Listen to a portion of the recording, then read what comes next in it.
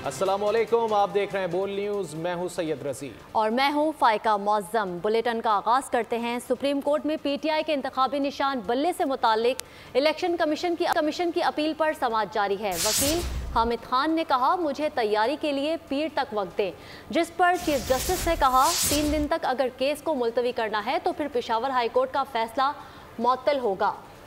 तहरीक इंसाफ ने election commission की appeal के काबिल समाअत होने पर एतराज़ किया, जबकि वकील इलेक्शन कमीशन ने दलाइल में कहा कि पीटीआई इंट्रा पार्टी इलेक्शन कानून के मुताबिक नहीं है। समाअत 1:30 बजे तक के लिए मुलतवी कर दी गई है। मजीद तफसीलात जान लेते हैं बोल न्यूज़ के नुमाइंदगान से। हमारे साथ मौजूद हैं तैयब बलोच और जुल्करनैन इकबाल। तैयब, आपके पास क्या तफसीलात हैं?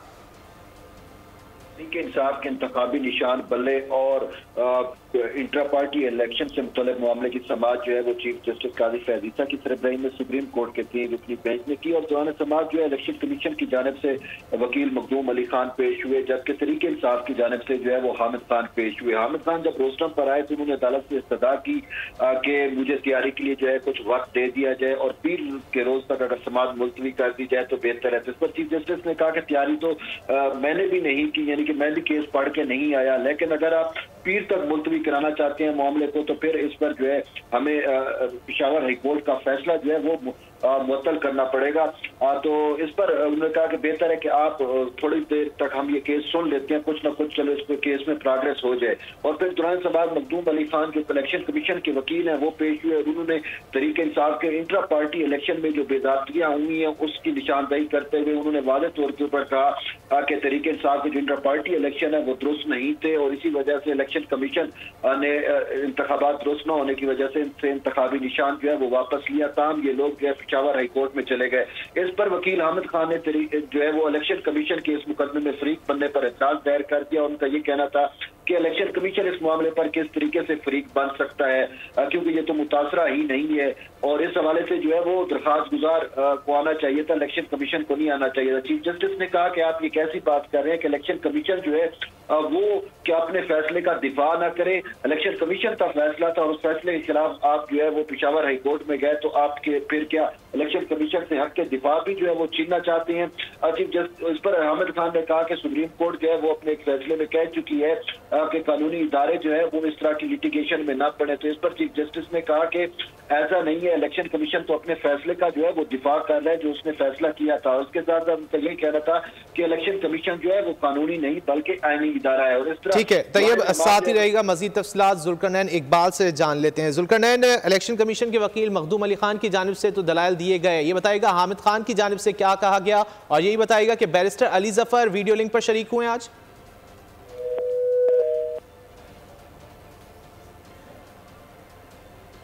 गालिबन जुल्करनैन इकबाल से हमारा राब्ता मुनक़ता हो गया है। सुप्रीम कोर्ट में पीटीआई के इंतखाबी निशान बल्ले से मुतालिक इलेक्शन कमीशन की अपील पर समाअत जारी है। इस वक्त नमाज जुमा का वक्फा है।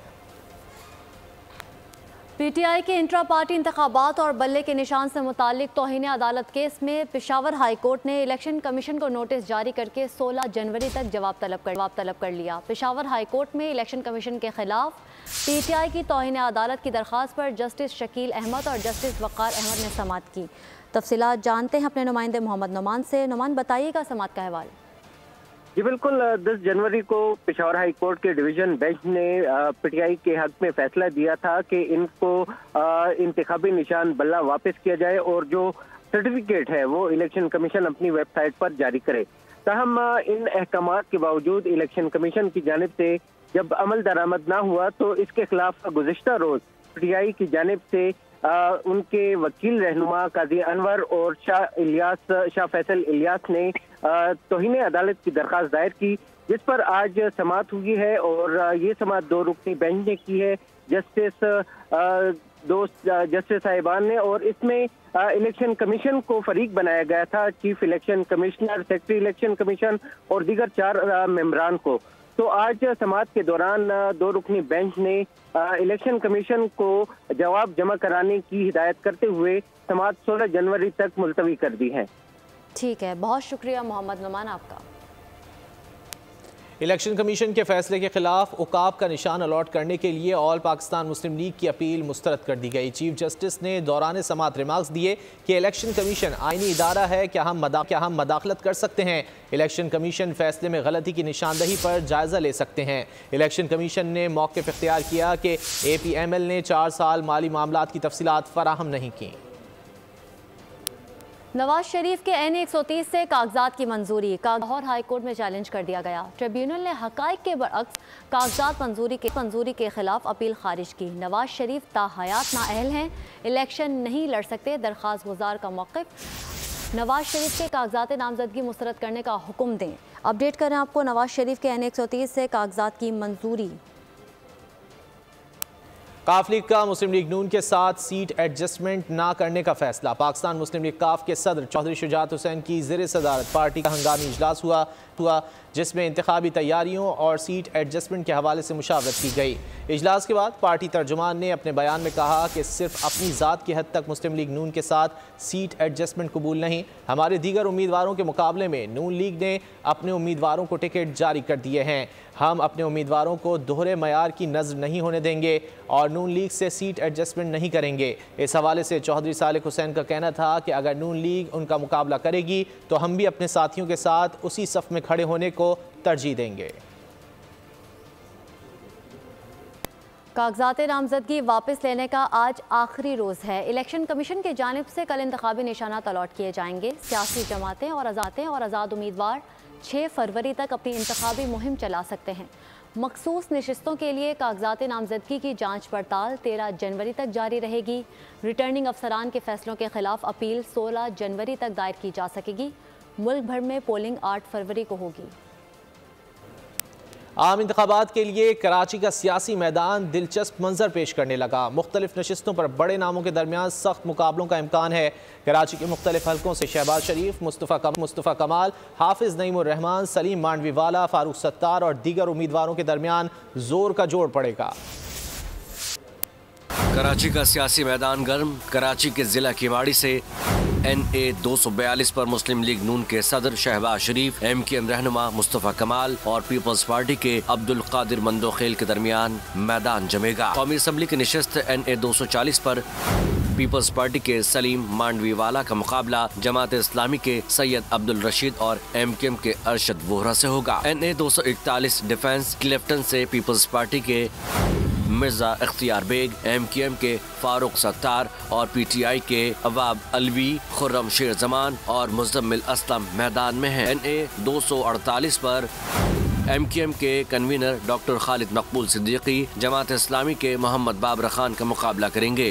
हल्का NA 246 पर MKM के अमीनुल हक और जमात इस्लामी के हाफिज नईमुर रहमान के दरमियान भी दिलचस्प मुकाबला मुतवक्के है। इलेक्शन 2024 में कागजात नामजदगी का मरहला तो मुकम्मल हो गया है। इंतखाबी निशानात की तरफ उम्मीदवारों का ध्यान ऐसे में इस्लामाबाद के कौमी असम्बली के हल्का 46 के अवाम इलेक्शन की किस तरह तैयारियां कर रहे हैं, आइए आपको दिखाते हैं। आज बिल्कुल इस वक्त मैं मौजूद हूँ इस्लामाबाद और इस्लामाबाद का G10 ये इलाका है और कौमी असम्बली का हल्का जो है NA 46 है। NA 46 के हवाले से देखा जाए तो 3,17,000 जो वोटर्स हैं वो इस हल्के में मौजूद हैं और हैरानकुन तौर पर देखा जाए 1,52,000 इस हल्के के अंदर मर्द वोटर्स की तादाद है। हम पूछते हैं इस हल्के के आवाम से।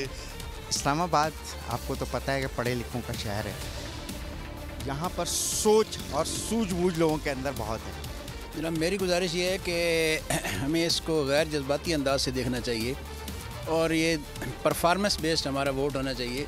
रिजल्ट्स क्या निकलते हैं 8 फरवरी को कौन कहाँ पे वोट डालेगा उसके लिए हमें इंतज़ार करना पड़ेगा 8 फरवरी का, चूँकि जनरल इलेक्शन 2024 8 फरवरी को होने जा रहे हैं। जी खैबर पख्तूनख्वा के शहर कोहाट के NA 35 में कुल वोटर्स की तादाद 6,66,237 है। माजी के हुक्मरानों से नाला अवाम का कहना है कि हुक्मरान वजारतों में आकर इस्लामाबाद में बैठ जाते हैं और अवाम की खिदमत करना भूल जाते हैं। मज़ीद तफसीलात जान लेते नुमाइंदा बोल न्यूज़ असद नौशाद से। जी हाँ, बिल्कुल कोहाट में भी 8 फरवरी 2024 को इलेक्शन जो होने वाले हैं उनके लिए गहमी शुरू हो चुकी है और मैं आपको बताता चलूँ कि कोहाट की टोटल 4 तहसीलें हैं जिनमें तहसील गुम्बड़, तहसील लाची, तहसील दरियादम खेल और सिटी कोहाट शामिल है। अगर वोटों की बात की जाए तो टोटल वोट 6,66,237 टोटल वोट है। मैं इस वक्त कोहाट की तहसील सिटी तहसील में मौजूद हूँ और आवाम की क्या राय है। हमको गैस की तकलीफ है भाईजान, बच्चे भूखे प्यासे आते हैं, स्कूल से गैस नहीं होता, बिल मांगते हैं, हम बिल देते हैं। कोहाट का जब से सबसे बड़ा जो मसाइल है वो रोड का है। कोहाट का जो है मेन रोड है, ये कंटिन्यू ब्लॉक हो जाता है। इसका रोड पहले बनाया था। सबसे पहले तो रोड का जो मसला है आप सामने देख रहे हैं, ये ट्रैफिक जाम है। अगर कोई पूछ ले कि यहाँ पे मसाइल क्या हैं तो मेरे ख्याल में उस बंदे का कोई कोहाट से वास्ता नहीं होगा कि वो हमसे पूछेंगे कि कोहाट के मसाइल क्या है। कोहाट पूरा मसला ही मसला है। पीने के पानी का मसला है, रोड की हालत इंतहाई ख़राब है। रोड से जो देहात है वो 75% से ज़्यादा इलाका देहातों पर मुश्तमिल है, लेकिन जो देहातों में रोडों की हालत है वो इंतहाई नागुफ्तबाह है। सुप्रीम कोर्ट में डीसी इस्लामाबाद की तौहीन अदालत कार्रवाई के खिलाफ अपील खारिज। चीफ जस्टिस ने दौरान समाअत रिमार्क्स दिए कि अभी तो कार्रवाई हुई नहीं तो अपील किस लिए कर दी। हाई कोर्ट अगर सज़ा दे तो अपील सुन सकते हैं। डीसी इस्लामाबाद अदालत से माफ़ी मांगें या दिफा करें। जस्टिस काजी फायजीसा ने रिमार्क्स दिए कि ऐसे तो हर कत्ल केस फर्द जुर्म से पहले सुप्रीम कोर्ट आ जाएगा। चीफ जस्टिस ने वकील से मुकालमा किया कि आप कानूनी बात कर रहे हैं या भीख मांग रहे हैं।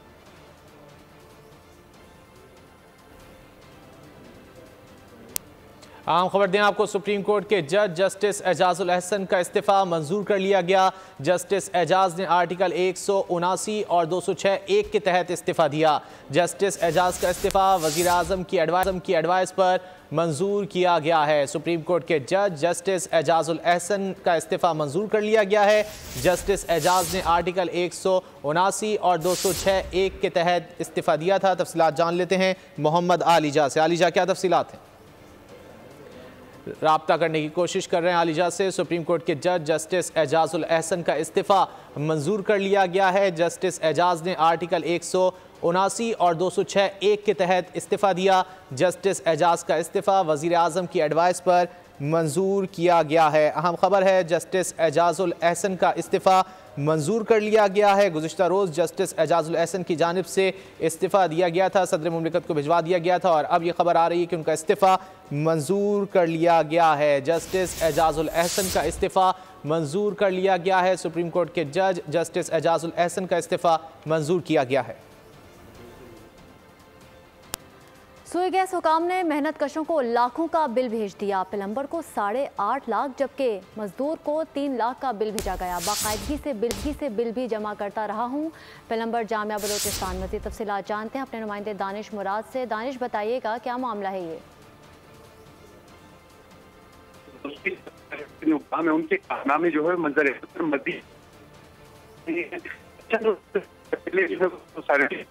जारी की गई, उनको चंद एक बिल ऐसे भी आई है सबको जो है वो लाखों में ये bill.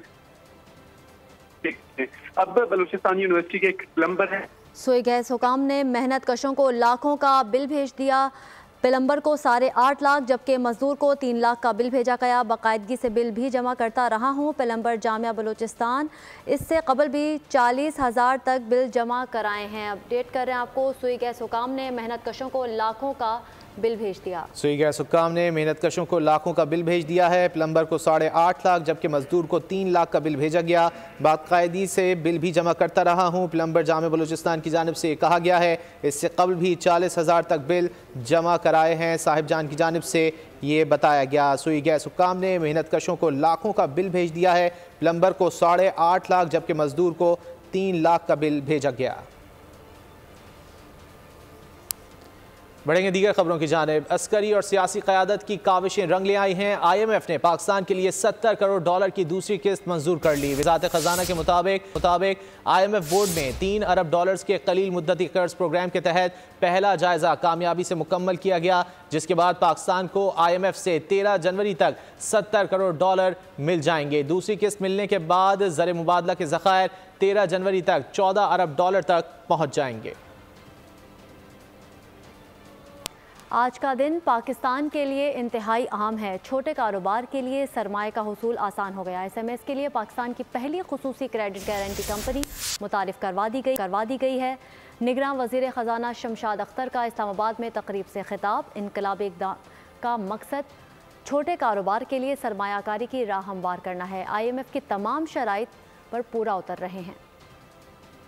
Would have the potential and power to catalyze transformation of the SME landscape in Pakistan by leveraging access to finance for the SMEs across the board, and basically by developing the architecture of mitigation mechanism. All the executive directors were really full of praise and paying tribute to the way this IMF program has been, the first review has been concluded effectively.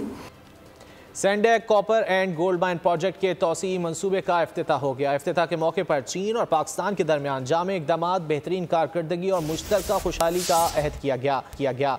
मंसूबे से metal processing और मकामी रोज़गार और तरक्की में इजाफा होगा। चीनी कंपनी के अहदेदार यांग जी ने मंसूबे की तौसी को इलाके और पाकिस्तान के लिए अच्छी खबर करार दिया।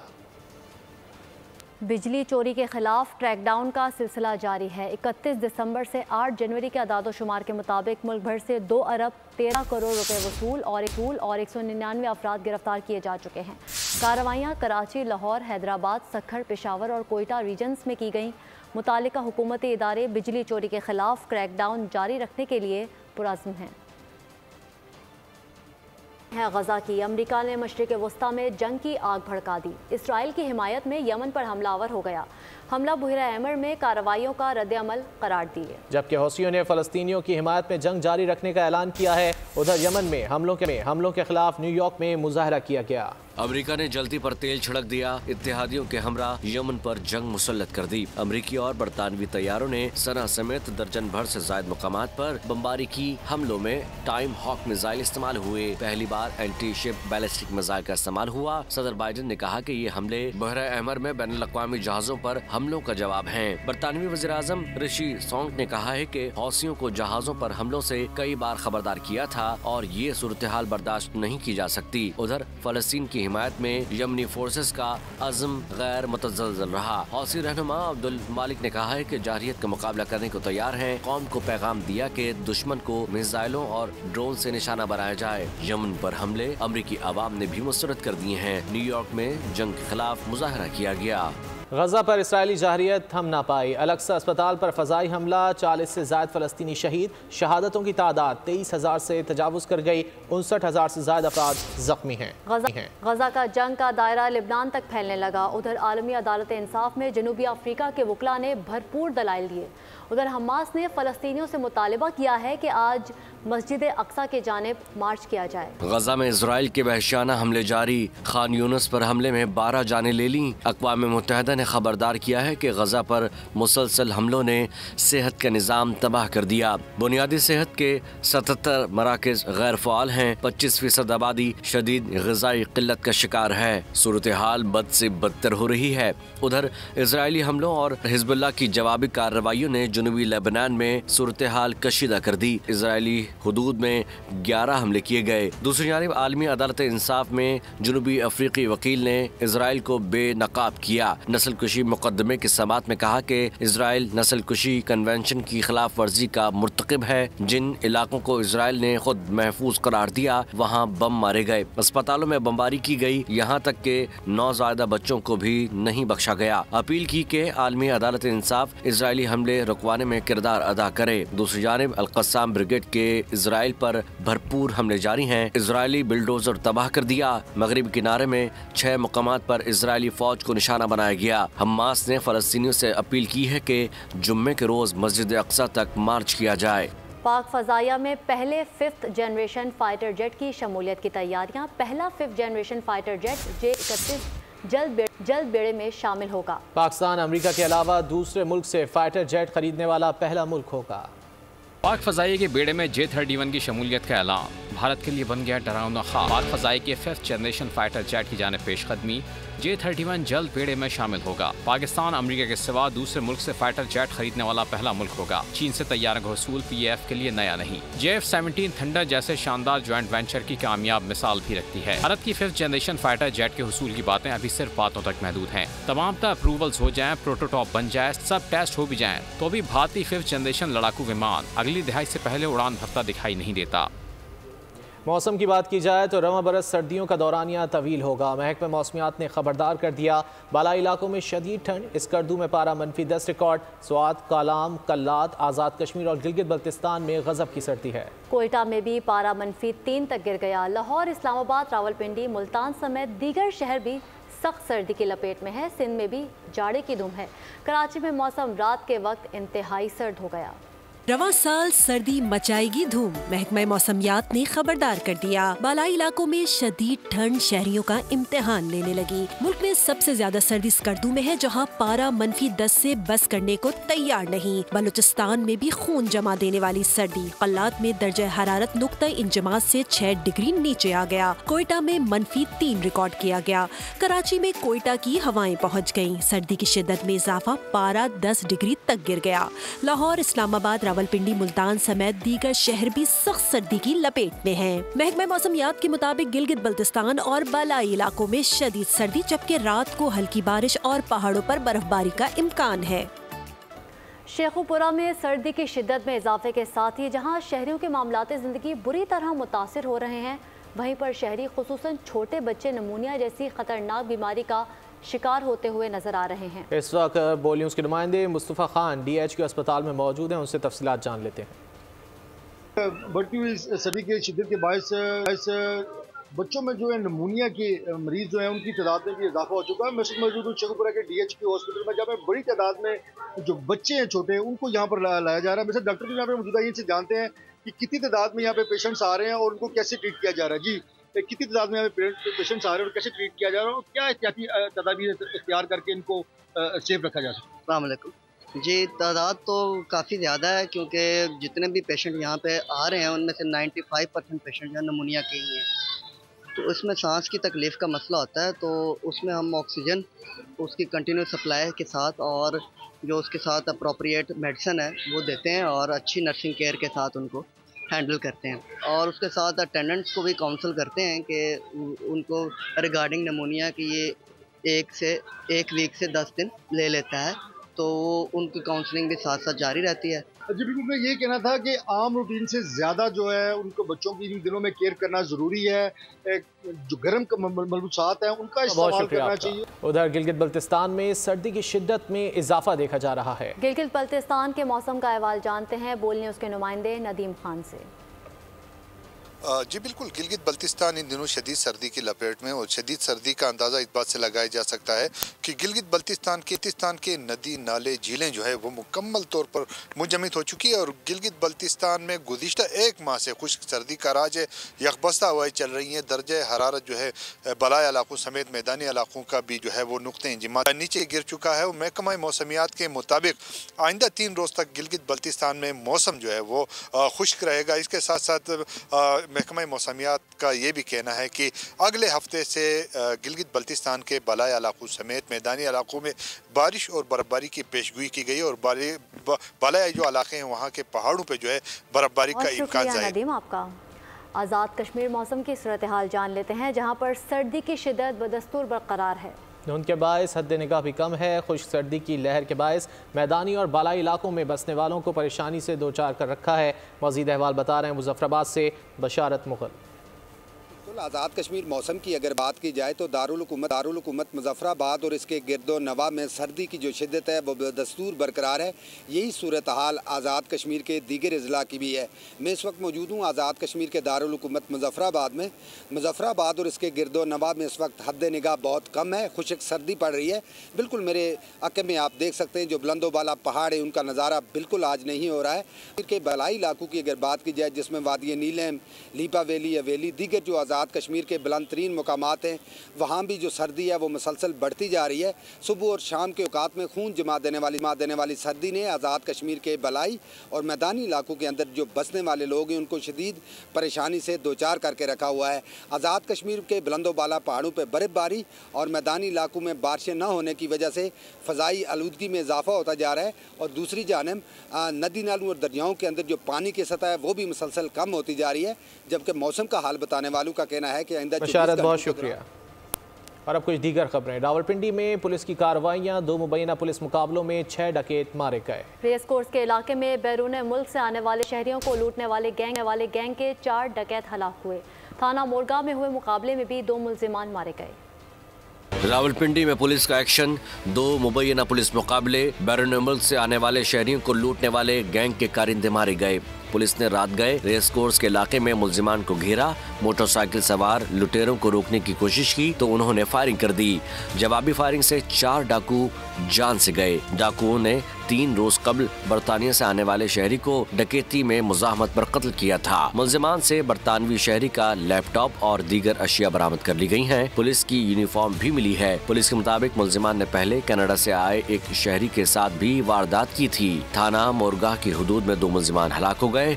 पुलिस के मुताबिक हलाक डाकुओं के 2 साथी फायरिंग करते हुए फरार हो गए। कराची में खातून को हिरासा करने का एक और वाकया सामने आ गया। राह चलती खातून के साथ मोटरसाइकिल सवार की गैर इखलाकी हरकत। नॉर्थ कराची में बच्चे के हमरा जा रही थी। वाक़े के बाद मुलजिम मौके से फरार हो गए। पंजाब में तेज़ रफ्तारी और धुंध से जानों पर बनाई। मुख्तलिफ हादसात में 3 अफराद जाँ बहक, दर्जनों जख्मी हो गए। रेस्क्यू टीमों ने मौके पर पहुंचकर जख्मियों को अस्पताल मुंतकिल कर दिया। धुंध और तेज रफ्तारी जानों पर पड़ने लगी भारी। सराय आलमगीर में मंडी भाउद्दीन रोड पर कैरी डब्बा, मुसाफिर वैन और मोटरसाइकिल टकरा गए। बच्चे समेत 2 अफराद जान से गए, 20 शदीद जख्मी हो गए। जख्मियों में मुतादिद खवातीन और बच्चे शामिल हैं। सूर में तेज रफ्तारी के बाइस मुसाफिर वैन रोही नाले में गिर गई। ड्राइवर मौके पर जा बहक, 15 के करीब मुसाफिर जख्मी हो गए। रोजवाला में धुंध हादसे का सबब बन गई। लाहौर रोड पर कोस्टर और वैन में तसादुम से खवातीन समेत 10 अफराद जख्मी हो गए। रेस्क्यू टीमों ने मौके पर पहुंचकर जख्मियों को अस्पताल मुंतकिल किया। सानह 9 मई पर अवाम की जानिब से मजम्मत का सिलसिला जारी है। शहरियों का कहना है कि 9 मई को पाकिस्तान के खिलाफ साजिश की गई। अस्पतालों पर हमले, शरंगेजी थी। कौमी इदारों को कमज़ोर करने की कोशिश की गई। काम का भी नहीं। हमने भी एक दफ़ा उसको ट्राई किया, उसने नारे लगाए यंगस्टर्स के लिए नौकरियां, मकान, सब चीज़ दिया जाएगा, लेकिन कुछ भी नहीं। 9 मई का जो वाक़या हुआ है और जो वीडियो जिस तरह अभी जो रिसेंटली मीडिया के थ्रू आई है, तो मेरे ख्याल में ये हमारे मुल्क के साथ एक ज़्यादती है जिन्होंने की है और इनको मतलब है वाकई सज़ा होनी चाहिए। सीधी एक बात है, चौं में खड़ा करके फांसी दे दो, उसके अलावा और कुछ भी नहीं है। हॉस्पिटल कोई हमला करने वाली जगह थोड़ी ना है। अगर यही चीज़ सेफ्टी में नहीं आती है तो फिर लोग जो सिटीज़न हैं वो किसी जगह पे सेफ नहीं रह सकते। इनकी ये बहुत बड़ी साजिश थी कि पाकिस्तान को कमज़ोर करे, हमारे इदारों को कमज़ोर करे, इससे पूरी दुनिया में बदनामी हो। अल्लाह ताला की मेहरबानी से ये नाकाम हो गई साजिश। गिलगित बल्तिस्तान से जो वफद गया था क्या 9 मई को, तो यहाँ से डंडा बरदार गए थे, सीएम हाउस से गए थे नीचे से, और ऐसे जबान गलत अल्फाज उनके पीटीआई वालों का था कि हम खुद हैरान हो गए कि पाकिस्तान के खिलाफ इस तरह की जबान इस्तेमाल किया है इन लोगों ने। हमारे मुल्क की जो फौज है इसको बीच में बदनाम करने की साजिश जो की गई है, इसकी हम भरपूर मजम्मत करते हैं और हुकूमत वक्त से ये गुजारिश है कि जिन लोगों ने ये वाक़या कराया उनको इसके अंजाम तक पहुँचाना चाहिए। प्रॉपर्टी को नहीं जलाना चाहिए। पुरअमन जो है ना एहतजाज करते तो बहुत अच्छी बात थी। इतना जो है ना वो अफरा तफरी ना फैलती, मुल्क में कुछ भी ना होता। अगर इसी तरह इनको छोड़ा जाए तो आइंदा मुस्तक़बिल में फिर दोबारा इस तरह की सूरत हाल पेश आएंगे। खबर आपको दें, सीटीडी की कार्रवाई पेशावर को तबाही से बचा लिया। आलमी दहशतगर्द तंजीम दाइश का खुदकुश बमबार और हैंडलर गिरफ्तार। दहशतगर्दों ने 2 खुदकुश जैकेट्स, 3 हैंड ग्रेनेड और पिस्तौल बरामद कर ली गई है। दहशतगर्द आदिल को मतनी मीरा, साथी ताहिर को अचीनी से हिरासत में लिया गया। हमलावरों का फजलुर रहमान एमल वली को हमले में टारगेट का एतराफ़। हमलावरों ने मुफ्ती महमूद की रैकी भी की। मज़ीद तफसीलात जानते हैं नवाब शेर से। नवाब बताइएगा। बिल्कुल महकमे इंसदादी दहशतगर्दी खैबर पुख्तनख्वा ने अहम कार्रवाई करते हुए 2 दहशतगर्दों को गिरफ्तार कर लिया है। जो दोनों खुदकुश बमबार थे और हैंड ग्रेनेड जो थे वो भी उनसे बरामद कर लिए गए हैं। दोनों खुदकुश बमबारों ने जो है वो एतराफ़ किया है कि वो JUI के सरबराह मौलाना फजल रहमान को टारगेट कर रहे थे, जबकि इसके साथ साथ अवामी नेशनल पार्टी के जो सूबाई सदर एमल वली खान थे उनको भी जो है वो टारगेट कर रहे थे। दहशतगर्द हमलावरों के इंटेलिजेंस बेस्ड ऑपरेशन में उनको गिरफ्तार किया गया है, जबकि दहशतगर्दों की निशानदेही पर 2 खुदकुश जैकेट और 3 अदद हैंड ग्रेनेड और पिस्तौल भी जो है वो बरामद कर लिया गया है। एक खुदकुश को मतनी से और दूसरे को जो है वो गिरफ्तार कर लिया गया है। खुदकुश हमलावरों की शनाख्त आदिल खान के नाम से हुई है, जबकि गिरफ्तार हमलावर की निशानदेही पर दूसरे साथी जाहिर खान को चीनी से जो है वो हिरासत में लिया गया है। जो गिरफ्तार दहशतगर्दों की निशानदेही पर जेर जमीन दफन किए गए 2 हैंड ग्रेनेड भी जो है वो बरामद कर लिए गए हैं और दोनों को जो है वो नामालूम मकाम पर मजीद तफ्तीश के लिए मुंतकिल कर दिया गया है। जी ठीक है, बहुत शुक्रिया नवाब शेर आपका। ऑकलैंड में पहला पाक न्यूजीलैंड T20 टाकरा। शाहीन आफरीदी की टॉस जीतकर बॉलिंग का दिफा करते हुए कहा न्यूजीलैंड को कम से कम स्कोर पर आउट करेंगे। दूसरी जानिब न्यूजीलैंड के कप्तान केट विलियमसन ने कहा मिचेल सेंटर की खिदमत हासिल नहीं, लेकिन पाकिस्तान को बड़ा हदफ देंगे। और अब कुछ दीगर खबरें। इंतखाबात से कबल राम मंदिर का इफ्तिताह, मोदी की नई सियासी चाल। कांग्रेस और कम्युनिस्ट पार्टी ऑफ इंडिया ने राम मंदिर की इफ्तिताही तकरीब में शिरकत से इनकार कर दिया। कहा बीजेपी सियासत में मजहब को घसीट रही है। मोदी सरकार एक और बारी के लिए कर रही है हिंदुत्व का प्रचार। कांग्रेस और CPI ने मजहब के नाम पर सियासी मंसूबा बेनकाब कर दिया। दोनों जमातें राम मंदिर की इफ्तिताही तकरीब में शिरकत नहीं करेंगी। कांग्रेस की जानिब से जारी बयान में कहा गया मजहब एक जाती मामला है, लेकिन बीजेपी मंदिर बनाने की मद में इसे अपने सियासी मकासद के लिए इस्तेमाल कर रही है। एक नामुकम्मल मंदिर का इफ्तिताह इंतखाबी मुहिम की एक चाल है। कांग्रेस रहनुमा ममता बनर्जी ने कहा लोगों को मजहबी बुनियाद पर तकसीम करने पर यकीन नहीं रखती। कांग्रेस से पहले CPI ने भी मंदिर की इफ्तिताही तकरीब में जाने से इनकार किया था। डोनाल्ड ट्रंप के खिलाफ सिविल फ्रॉड केस की समाअत। साबिक अमरीकी सदर जज से उलझ पड़े। कहा सारे हथकंडे उन्हें दोबारा सदर बनने से रोकने की कोशिश हैं, जिस पर जज ने ट्रंप के वकील को वार्निंग दे दी। अटॉर्नी जनरल की जानिब से ट्रंप पर $370 मिलियन जुर्माने की दरख्वास्त कर दी गई। डोनाल्ड ट्रंप ने अदालती एहतराम बाला ताक रखा। भरी अदालत में जज को डांट दिया। सिविल फ्रॉड केस की समाअत के दौरान ट्रंप हतमी दलाइल खुद देना चाहते थे, ताहम इजाजत न मिली, जिस पर साबिक सदर सीख पा हो गए। जज की जानिब से खबरदार किए जाने के बावजूद ट्रंप ने कमरा अदालत को इंतखाबी दंगल में तब्दील कर दिया। बोले प्रोसिक्यूटर की कोशिश है कि उन्हें दोबारा सदर बनने से रोकें। जज ने मुदाखलत की कोशिश की तो ट्रंप ने उन्हें भी झड़प दिया और कहा कि तुम्हारा भी अपना एजेंडा है, तुम 1 मिनट से ज्यादा सुन नहीं सकते, जिस पर जज ने ट्रंप के वकील को तंबी की कि अपने मौकिल को काबू में रखो। केस की समाअत करने वाले जज आर्थर को घर पर हमले की धमकी भी मिली, जिस पर न्यूयॉर्क की नासाउ काउंटी पुलिस ने कार्रवाई भी शुरू कर दी। न्यूयॉर्क अटॉर्नी जनरल ने अदालत से ट्रंप पर कम से कम $370 मिलियन जुर्माना करने और उनके बेटों के न्यूयॉर्क में कारोबार पर मुस्तकिल पाबंदी लगाने की दरखास्त की है। अब उसके शहर में ठहरें कि कूच कर जाएं। फराज आओ सितारे सफर के देखते हैं। अहमद फराज का यौम पैदाइश। मद्दा तरक्की पसंद शायर को आज भी न भूले। तन्हा तन्हा और दर्द आशुब समेत कई शेरी मजमूए तहरीर किए। एक्शन और थ्रिल से भरपूर फिल्म एयरफोर्स 1 डाउन का ट्रेलर जारी कर दिया गया। फिल्म 9 फरवरी को रिलीज की जाएगी। न्यूज़ स्टूडियो से फिल वक्त इतना ही। किसी भी खबर की तफसील के लिए आप विजिट कर सकते हैं हमारी वेबसाइट bolnews.com। बाखबर रहने के लिए देखते रहिए बोल न्यूज़। सब्सक्राइब करें और बेल दबाएं ताकि कोई खबर रह न जाए।